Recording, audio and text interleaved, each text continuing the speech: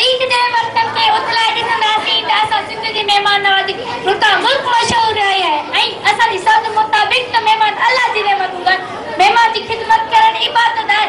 अॼु असां 5 क्लास जे शागिर्दनि जी महिमान नवाज़ी झली आहे जेको असां पाण ते फ़र्ज़ सम्झूं था। उन सां गॾोगॾु पंहिंजे मोहसिन उस्ताद साहिबान जे मान पार्टी पिण रखे जिन असांखे मोहबत ऐं महिनत सां पढ़ायो आहे। साथियो, तइलीम जो हासिल करणु सिर्फ़ रोज़गार जो ज़रियो न बल्कि दुनिया जे हर कारबार में कमु अचे। तइलीम इंसान ते इल्म ऐं अक़ुल जा दरवाज़ा खोले थी, दुनिया जे मुश्किलातुनि ते मुंहुं ॾियण जो बस ॾेखारे थी। असां साइंस, रियाज़ी, जोग्राफ़ी, फ़ल्कियत ऐं नफ़्सियात जो इल्म हासिल करे पंहिंजो ऐं पंहिंजे उस्ताद ऐं मिट माइटनि जो नालो रोशन करे सघूं था।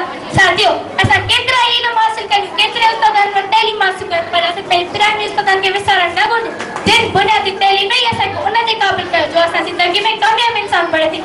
आख़िर में ही शेर ते पंहिंजाए वठनि उहो खेत खेड़ण आहे कहिड़े कम जो, उहो खेत खेड़ण आहे कहिड़े कम जो, न ॾे पेट पूरत रुगो ॾे गुलामी इल्म पढ़ मुनसिक न तू वेह वांदो त थे खेत मालिक तूं